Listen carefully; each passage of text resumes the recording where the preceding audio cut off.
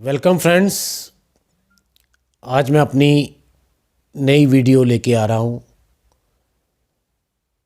पहले तो मेरा सभी बुज़ुर्गों को प्रणाम और अपने भाई बहनों को प्यार।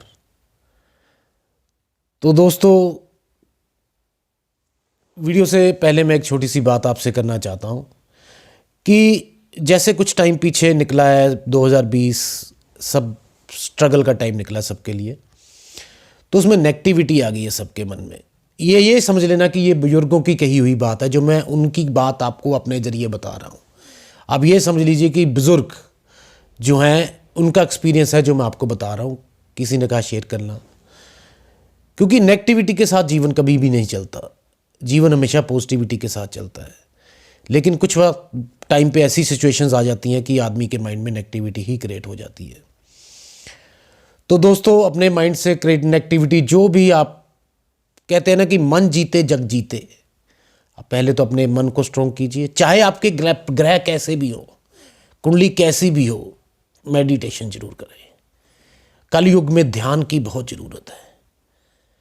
कलयुग के स्टार्टिंग में गुरु नानक जी ने संदेश दे दिया था, नानक दुखिया सब संसार। अब ये मत सोचिए कोई भी अगर किसी को प्रॉब्लम है, वो कह रहा है कि मैं परेशान हूँ, तो सब परेशान हैं। उसमें अमीर भी आते हैं, बड़े भी आते हैं, राजनेता भी आते हैं, सभी आते हैं। हम कुंडलियाँ देखते हैं, हमें पता है सब परेशान हैं। बस जो लोग नया काम स्टार्ट कर रहे हैं वो पॉजिटिविटी के साथ स्टार्ट करें और अपनी मंजिल को लेके स्टार्ट करें। नेगेटिव लोगों से दूर रहें। ये नेगेटिव लोग जो होते हैं ना, इनको नेगेटिविटी फैलाने की आदत होती है। कुछ लोग होते हैं जिनको नेगेटिव बात करनी है, इसने ये गलत कर दिया, चाहे 10 काम आपने ठीक कर दिए, एक गलत कर दिया, उसको पकड़ेंगे और आपके माइंड में आ जाएगा यार इतनी मेहनत की मैंने। कंपटीशन मत करें कभी भी किसी के साथ। अगर आप काम स्टार्ट कर रहे हो, कंपटीशन कर रहे हो, किसी को देख के काम स्टार्ट कर रहे हो, आप तो सारा ध्यान तो उसके तरफ आपका लगा हुआ है, कंपटीटर की तरफ, तो आप अपने काम में क्या ध्यान दोगे? अपना लेवल, अपने काम की तरफ सिर्फ ध्यान दीजिए। कुछ बातें हैं जो आपको काफ़ी हाई लेवल पे पहुंचा देती हैं, जो आपकी थिंकिंग है। नया काम जो स्टार्ट करता है, कहते हैं नए परिंदों को उड़ने में वक्त तो लगता है, छोटे बच्चे जो होते हैं उनको चलने में भी वक्त लगता है, हर काम में वक्त लगता है। शॉर्टकट मत अपनाएं। अपना बिलीव सिस्टम उसको स्ट्रॉन्ग करें। मानना, इच्छा, ये मैंने करना है तो करना है, बस बात खत्म। अब आपको बात बताता हूं, कई लोग 20 बेकार बातें कर जाते हैं। 1 घंटा सुनता हूं मैं बैठ के कई बार, लेकिन कभी सोचता हूं 20 में तो एक बात वो अच्छी कर गया। और ये कंफर्म है, अगर आप किसी बंदे के पास बैठोगे, अगर आप उसमें से अच्छी चीज़ ढूंढने लगोगे, तो आपको अच्छाई एक आधी बात नज़र आ जाएगी, उसने एक बात अच्छी कर दी। जो नेगेटिव लोग होते हैं वो कहेंगे सारी 20 की 20 बातें नेगेटिव कर गया ये बंदा, दिमाग ख़राब कर गया। आप अगर टाइम तो आपका ख़राब हुआ ही है, आप एक बात अच्छी उसको देख लीजिए। नेगेटिव लोग हर जगह फैले हुए हैं, आप किसी को वो नहीं कर सकते। ये मेरा जो अपना आइडिया है, वो 10 to 15% लोग होते हैं जो नेगेटिव होते हैं। मतलब कि जिनका अपना कुंडली में कुछ प्लेसमेंट्स ऐसी होती हैं कि ग्रहों की, या उनकी चंद्र की प्लेसमेंट कुछ ऐसी होती है, जब वो ये कहेंगे ये आगे बढ़ गया, कैसे आगे बढ़ गया, मुझे पता है ऐसे किया होगा, अब ये एस्ट्रोलॉजर बन गए, पैसा कमाने के लिए बन गए लोग। दोस्तों, मैं तो खुद कहता हूँ कि ये कलयुग है। इसमें 2015 में तुलसीदास जी आए थे सेंचुरी में, 15th सेंचुरी में। आपको तो ये भी जगहों को नॉलेज नहीं होगी, बोलने में तो वो टाइम नहीं लगाते। आपको उन जैसे ऋषि नहीं मिलेंगे, तुलसीदास जैसे। अब ये वैदिक एस्ट्रोलॉजी प्रेशर जी की दी हुई है। 15th सेंचुरी में उन्होंने ये लिख दिया था हनुमान चालीसा में, जुग सहस्त्र जो जन पर भानु, लीलियो ताहि मधुर फल जानू। कि धरती से सूर्य की, जो हनुमान जी ने सूर्य को फल समझ के खा लिया था, उसकी दूरी कितनी थी, जो साइंटिफिकली प्रूव हुआ था। जितना तुलसीदास जी ने हनुमान चालीसा में लिखा था उतनी ही दूरी निकली दोस्तों। उसके बाद कलयुग आया, और कलयुग में अगर आप सर्वाइवल भी कर रहे हो तो बहुत अच्छा है, उसमें आप खुश रहिए, क्योंकि ये सर्वाइवल टाइम है। सब परेशान है, अपने काम की तरफ ध्यान दीजिए। आप सबको खुश नहीं कर पाओगे। तो दोस्तों, तो अपनी वीडियो की तरफ चलता हूँ। थोड़ा सा टाइम ले गया बुजुर्गों का, थोड़ा सा संदेश होता है कि अपने आप में पॉजिटिविटी रखें, क्योंकि हमारे बुजुर्ग जो होते थे, पहले जो बुजुर्ग जो 65-70 साल के बुजुर्ग हैं, उनके पास टाइम गुजारिए, वो आपको पॉजिटिविटी मिलेगी, उनका आशीर्वाद लीजिए, आपको पॉजिटिविटी मिलेगी। वो बहुत अच्छी अच्छी बातें बताते हैं। तो दोस्तों, कल मैंने एक वीडियो डाली, मैंने अपनी वीडियो कभी देखता नहीं हूँ, यूट्यूब में कभी देखता नहीं हूँ, मैं अपनी बात बता देता हूँ। तो मैंने देखा कि, लेकिन मुझे खुशी बहुत हुई कि अगर मेरे 500 किसी वीडियो में लाइक है तो अनलाइक भी 50 है। मतलब किसी वीडियो में अगर 150-125 वीडियो डली हुई है तो 10-15% से अनलाइक नहीं है ज़्यादा। तो दैट मीन्स कि हम तरक्की कर रहे हैं। लोग हमें जो मर्जी कहे, लोगों का काम है कहना। हम तो इतनी सी बात कहेंगे कि लोगों ने, किसी ने अच्छा चीज़ ढूंढनी है, किसी ने गलत चीज़ ढूंढनी है। आप में से आपने अपना काम करते जाना है, आपने हाथी की तरह चलते जाना है।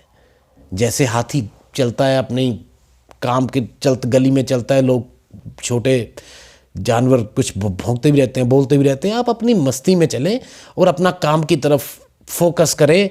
और युवा लोगों के लिए स्पेशल मेरा ये मैसेज है। और अगर मेरी बात आपको अच्छी लगती हो तो कमेंट में ज़रूर लिखें, अगर बुरी लगती हो तो भी लिखें, कोई दिक्कत परेशानी नहीं है। क्योंकि हम हैं जो, मैं जो बोलता हूँ, अगर मैं कोई वीडियो बनाता हूँ, कोई ज्ञान देता हूँ, तो दोस्तों मैं भी एक इंसान हूँ। और मैं जिस बुक में से पढ़ता हूँ या किसी नेट से इन्फॉर्मेशन निकालता हूँ, तो कई जगह पे वहाँ पे भी कुछ गलत इन्फॉर्मेशन मिल जाती है। हमें बताने में भी गलत इन्फॉर्मेशन हम आपको दे सकते हैं, क्योंकि कभी कभी गलती हर इंसान से हो जाती है। तो दोस्तों, इतनी इतनी छोटी छोटी गलतियाँ निकालने की बजाय, जो इतना बंदा इसके पीछे मेहनत छुपी होती है, सिर्फ अगर उतना ही देख लेना आप, तो शायद एक गलती भी आपको कुछ गलती नहीं लगेगी। दोस्तों, मेरे हिसाब से पॉजिटिविटी देखना शुरू कीजिए और पॉजिटिव रहना शुरू कीजिए। मेडिटेशन आज के टाइम में बहुत ज़रूरी है। बुज़ुर्गों के साथ टाइम ज़रूर बिताइए। जिनके बुज़ुर्ग हैं उनसे पूछिए, और जिनकी, उनको तो खैर कदर ज़्यादा होनी चाहिए, जिनके नहीं है उनसे पूछ के देखिए। तो दोस्तों, अपनी वीडियो की तरफ चलता हूँ। वैसे तो मैं नक्षत्र तक पहुँचना चाहता था, लेकिन पीछे कोरोना टाइम आ गया। माइंड डिस्टर्ब तो नहीं रहा, लेकिन ऐसे कार्यों में लगे रहे जहाँ पे कुछ हम सपोर्ट कर सकें। माइंड तो, क्योंकि लोग मजदूर जा रहे थे, इधर उधर साइकिलों पे जा रहे थे, लोग घर की जो दैनिक आय पे चलते हैं उनका आय नहीं आ रहा था। परेशानी लोगों को देख के हो जाती है, क्योंकि जब जगत में, दुनिया में अच्छा नहीं चल रहा होता तो हम खुश रहना मुश्किल हो जाता है। कई बार हर बंदे का अपनी नेचर अपनी होती है। किसी की कुंडली में बलवान सैचन होते हैं तो वो बंदा दुख सोचता ही है, कि दुखी होता ही है किसी को देख के। कोमल हो जाते हैं कुछ लोग, जिनका 8वें घर में कोई शुभ ग्रह हो, वीनस हो, गुरु हो, वो ज़्यादातर वो कमज़ोर पड़ जाते हैं किसी का दुख देख के। ये कुंडली वेरी करता है दोस्तों, और किसी को कोई फ़र्क भी नहीं पड़ता। ये भी कुंडली टू कुंडली वेरी करता है, दोष किसी का भी नहीं है इसमें। तो दोस्तों, चलता हूँ मैं अपनी वीडियो की तरफ। थोड़ा सा टाइम आपके लिए, उसके लिए माफ़ करना। कुछ लोग बोलते होंगे, कुछ लोगों को मैंने कहते हैं कि आप तेज़ बोलते हो, धीरे बोला कीजिए, हिंदी थोड़ी सी, मतलब कुछ ना कुछ बातें, कमी तो हर चीज़ में होती हैं। हाँ, यह है कि मैं धीरे बोलता हूँ, मेरा होता है कि वीडियो लंबी ना जाए, लेकिन फिर भी वीडियो लंबी चली जाती है। तो दोस्तों, कुछ बातें मैंने करनी होती है, और बिना करे मज़ा भी नहीं आता। तो दोस्तों, अब मैं चलता हूँ अपनी वीडियो की तरफ। मेरी वीडियो है कि जो लोगों को परेशानी हो रही है, उनको यही नहीं पता होता कि उनके लगन के हिसाब से उनकी कुंडली में अच्छे प्लैनेट्स कौन से हैं और बुरे प्लैनेट्स कौन से हैं, कि उनकी कुंडली में कौन से ग्रह अच्छे हैं जो उनको अच्छा रिजल्ट देंगे, और कौन से ग्रह अच्छे नहीं हैं जो उनको अच्छा रिजल्ट कभी भी नहीं देंगे जब उनकी दशा अंतर्दशा आ जाएगी। ये पता होना एक बेसिक रूल है। अगर ये चीज़ आपको पता चल जाएगी तो आपको तभी पता चल जाएगा ये जो योग, मैं इतने योग बता चुका हूँ आपको, पंच महापुरुष योग, पारिजात योग, पद्म योग, बुद्धादित्य योग, ये सभी योग तभी घटित होंगे जब आपको अपनी कुंडली में बेनिफिक प्लैनेट, जो कारक प्लैनेट होते हैं, अच्छे प्लैनेट होते हैं, उनको कहते हैं। मैलेफिक प्लैनेट उनको कहते हैं जो मार्क प्लैनेट होते हैं, बुरे प्लैनेट। तो अगर मैं पाप प्लैनेट कहूं, मैलेफिक कहूं या मार्क प्लैनेट कहूं तो एक ही बात है, या कोई भी कहे। अगर मैं बेनिफिक कहूं, कारक कहूं, शुभ प्लैनेट कहूं कुंडली के हिसाब से, तो उसका मतलब एक ही है दोस्तों। तो दोस्तों मैं आपसे एक बात क्लियर कर लेना चाहता हूं। एक तो होते हैं नेचुरल बेनिफिक, एक होते हैं नेचुरल मेलेफिक। नेचुरल बेनिफिक मतलब नेचुरल कारक, नेचुरल शुभ ग्रह। वो नेचुरल शुभ ग्रह हमेशा शुभ ही रहेंगे, नेचुरल, वो नेचर की तरफ से है। वो कौन से है मैं मोटा मोटा आपको बता दूं, वो है गुरु, शुक्र, चंद्र और मरकरी। और जो मेलेफिक प्लैनेट है जिनको हम पाप ग्रह कह देते हैं और मार्क प्लैनेट कह देते हैं नेचुरल, वो हैं मंगल, सूर्य, शनि। राहु और केतु को भी नेचुरल मेलेफिक में लेते हैं, लेकिन लगन कुंडली में उनकी प्लेसमेंट के हिसाब से हम देखते हैं कि वो कुंडली के लिए राहु केतु मेलेफिक हैं या बेनिफिक हैं, अच्छे हैं या बुरे हैं, कारक प्लैनेट हैं या मार्क प्लैनेट हैं। ये चीज़ आपको अपने ध्यान में रखनी है। नेचुरल तो है, वो नेचुरल ही रहेगा, लेकिन एक फंक्शनल आ जाता है। फंक्शनल का मीनिंग इन्होंने ऐसे जोड़ दिया कि कुंडली के हिसाब से। वैसे तो वो नेचुरल मेलेफिक है, नेचुरल बुरा प्लैनेट है, नेचुरल पाप प्लैनेट है, लेकिन आपकी कुंडली के हिसाब से जरूरी नहीं वो बुरा प्लैनेट होगा, क्या पता आपके लिए वो अच्छा प्लैनेट हो। ये दो चीज़ों में फ़र्क लाना बहुत ज़रूरी है। तो दोस्तों चलते हैं मेष लगन की कुंडली की लेके। मेष लगन की कुंडली होती है जिनका लगन 1 नंबर होता है दोस्तों। तो मेष लगन की कुंडली में शुरू करता हूं बेनिफिक प्लैनेट से शुरू करूंगा। अच्छे से शुरू करना चाहिए वैसे भी, जो आपको अच्छा रिजल्ट देंगे, आपकी कुंडली के लिए अच्छे प्लैनेट है। पहले तो सबसे पहला आपका जो अच्छा प्लैनेट है, एक बात हमेशा नोट कर लेना, चाहे मैं 12 लग्नों तक बता दूंगा आपको, लेकिन जो त्रिकोण है 5th हाउस और 9th हाउस, इनके लोड हमेशा ही अच्छे होते हैं उस कुंडली के लिए। ये बात अपने माइंड में रख लीजिए। तो पहले मैं 5th लोड ले लेता हूं। मेष लगन में 5th लोड कौन बनेगा? 5 नंबर सूर्य। सूर्य त्रिकोण हाउस का लोड है, तो ये मेष लगन के लिए सूर्य एक बेनिफिक प्लैनेट है, फंक्शनल बेनिफिक प्लैनेट कह दीजिए, शुभ प्लैनेट कह दीजिए, कारक प्लैनेट कह दीजिए। नेचुरल में ये जबकि मेलेफिक प्लैनेट है, सूर्य पाप ग्रह है, लेकिन मेष लगन में ये क्योंकि त्रिकोण दे दिया है इसको, 5th हाउस का लोड बन गया है मेष लगन में। जिनकी मेष लगन की कुंडली में है उनका 5th हाउस का लोड जो सूर्य है वो उनकी कुंडली में एक अच्छा प्लैनेट है। और अच्छे प्लैनेट आपको क्या क्या रिजल्ट दे के जाएंगे ये मैं आपको वीडियो के लास्ट में बताऊंगा। तो सूर्य के बाद आ जाता है दूसरा त्रिकोण 9th हाउस। 9th हाउस का लोड है जुपिटर। जुपिटर कुछ एक चंद्र और सूर्य है जिनको एक एक राशि एक एक घर मिला हुआ है। बाकी कुछ प्लैनेट्स ऐसे हैं जिनको 2-2 राशि मिली हुई हैं। जैसे जुपिटर है, उनको धनु और मीन राशि मिली हुई है। धनु आ गया 9 नंबर, मीन राशि आ जाएगी मेष लगन में 12वां घर। तो जो जुपिटर है वो 9th हाउस का लोड है, वो 9th हाउस के ज़्यादा रिजल्ट देगा as comparison to 12th lord. Jupiter ये नहीं कि आपका खर्चा करवा देगा 12th, जैसे 12th हाउस होता है ज़्यादा खर्चा करवाना, जेल यात्रा करवाना, हॉस्पिटल का खर्चा करवाना, ये वो फालतू, ऐसा वो 12th हाउस के ज़्यादा रिजल्ट नहीं देगा वो, क्योंकि मेष लगन की कुंडली में वो एक बेनिफिक प्लैनेट है, वो 9th हाउस के रिजल्ट देगा ज़्यादा आपको as comparison to 12th house. तो पहला हो गया सूर्य, दूसरा हो गया जुपिटर, तीसरा हो गया दोस्तों केंद्र, चौथा नंबर, क्योंकि मून अपनी राशि में 4 नंबर में बैठ जाएगा। चौथा हाउस जो सुख, वाहन, घर, माँ, ये सब सुखों का कारक है चंद्र। ये भी आपका बेनिफिक प्लैनेट है एरीज असेंडेंट के लिए। उसके बाद दोस्तों आ जाता है मार्स। मार्स लगन लोड है, लगन लोड है, लेकिन वो 8th हाउस का भी लोड है, वृश्चिक राशि का भी लोड है, लेकिन मेष उसकी अपनी राशि है, मूल त्रिकोण राशि है, तो वो ज़्यादा अपने लगन के रिजल्ट देगा as comparison to 8th house. 8th house के वो इतने बुरे प्रभाव अप्स एंड डाउन्स नहीं देगा। वो जो मंगल दूसरे लग्नों में 8th हाउस के रिजल्ट देता है वैसे रिजल्ट वो नहीं देगा। वो रिजल्ट देगा आपको अपने सिर्फ लगन के, तो दोस्तों उसके बाद हम चलते हैं, ये आपके प्लैनेट हो गए बेनिफिक प्लैनेट, जो आपकी कुंडली में एरीज असेंडेंट के लिए बेनिफिक है। उसके बाद दोस्तों अब आ जाते हैं मेलेफिक प्लैनेट के ऊपर। फंक्शनल मेलेफिक मतलब मार्क प्लैनेट, चाहे वो नेचुरल अच्छे प्लैनेट हो, लेकिन आपकी मेष एरीज लगन की कुंडली में वो अच्छे प्लैनेट नहीं माने जाएंगे।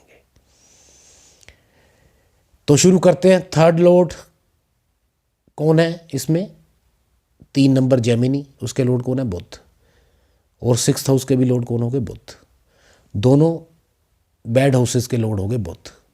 बुध सबसे मार्क प्लैनेट इसमें माने जाएंगे। Budh number 1 is not good planet for Aries ascendant. और उसके बाद आ जाएंगे वीनस। वीनस लॉर्ड है दूसरे हाउस के, दूसरे हाउस में वृष, और 7 में घर में तुला, 7 नंबर आ जाएगा। दूसरे हाउस के और 7 में घर के लॉर्ड हो गए। और ये दोनों मार्क हाउस हैं। मार्क हाउस, अब एक सेकंड हाउस, इसके मैं वीडियो आपको बनाई होगी या मैं आपको बना दूंगा। सेकंड हाउस और 7th हाउस के लॉर्ड जो होते हैं वो मार्क माने जाते हैं। 6 to 6 का फार्मूला लगा लीजिए। तो उसके बाद ये दोनों मार्क हाउस के लॉर्ड होके शुक्र पावरफुल मार्क प्लैनेट हो गए। शुक्र आपको अच्छा रिजल्ट नहीं देंगे, लेकिन इसमें एक कंडीशन लगती है।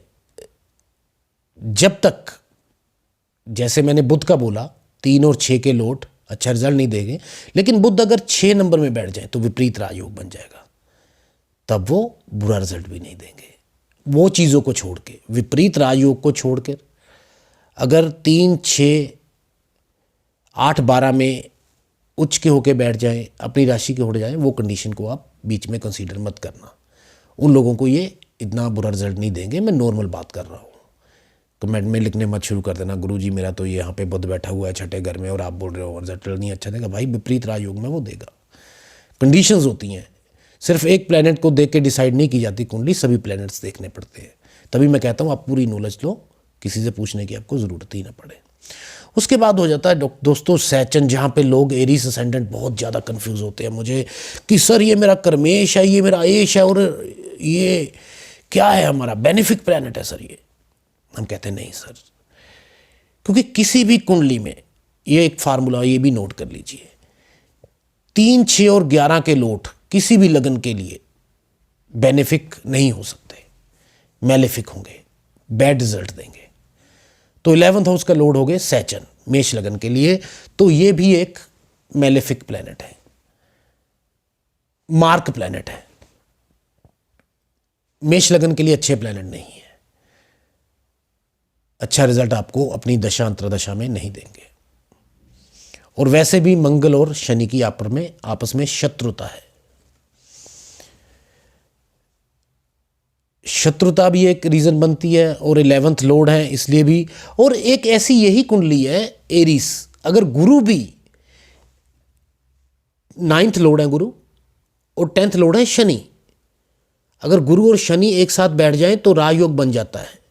9वें और 10वें का लॉर्ड इकट्ठा 9वें में बैठ जाए, 10वें में बैठ जाए, राजयोग बन जाता है।